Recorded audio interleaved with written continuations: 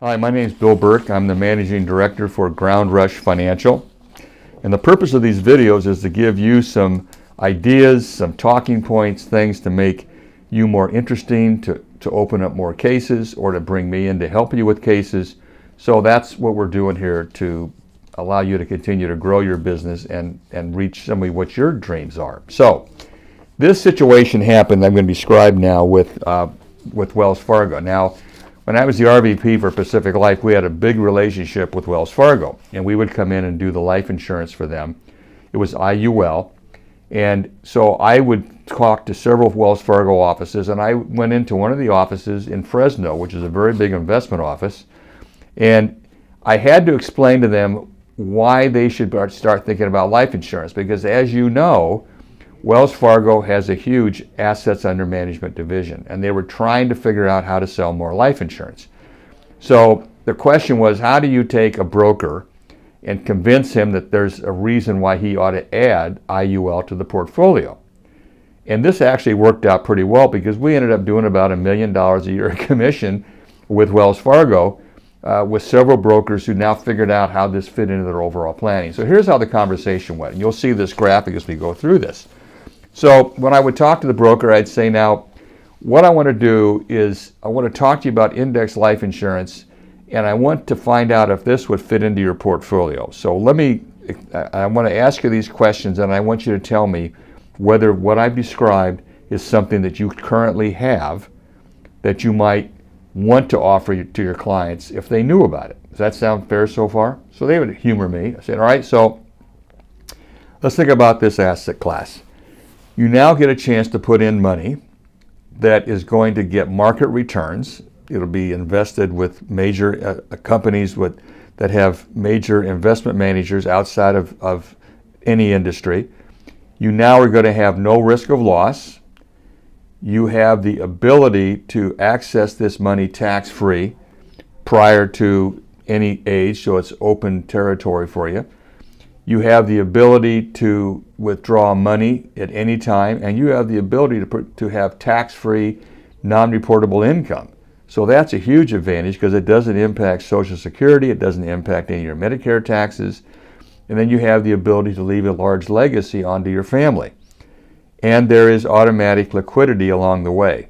So when you look at those attributes, does this fit with anything you currently offer your clients? And they would usually try to hem and haw, and no, it doesn't. So we would then get into actual case examples, but I would also add this part to it. Because what we're going to deal with now is you're offering your clients a diversified portfolio. So what happens now is, Mr. Broker, what you've done is you do all these stocks and bonds and whatever you do, but you diversify, right? And you diversify because you're trying to minimize risk. Is that a fair assumption on my part? So let's talk about tax diversification. And I want you to think, Mr. Broker, what your clients are facing right now. So if I'm your client, I've got one bucket, if you will. That's all my ordinary income. It's what I earn today. So I pay tax on it. I might try to get municipal bonds to reduce the tax. You try to do tax shelters, but I've got a problem today of just paying taxes. We all know that. The second bucket everybody has, and I know you have a lot of these, are these IRA, or what I'm going to call deferred accounts. These are monies that we've taken a deduction for, so we have the deduction. The money is growing, tax deferred, but what we forgot about is that we have a partner, and the partner is called the Internal Revenue Service. The problem with that partner is they really act like they control the bucket, because they get to control the distributions by whatever tax they're going to charge. So that can end up being a real surprise, especially if taxes go up over the next 10 to 15 years. You basically have an agreement with no cap on the distributions. That would probably not be a deal any of us would do today. But now the question is, how much of your portfolio, how have you diversified into the tax-free retirement situation? And by that I mean, how many of your assets are in a situation where they're not subject to tax, it's non-reportable income, you can use the money for education, you can buy a second home, you could use it for emergencies, it has total flexibility, and it's going to be money that's never ever taxed again.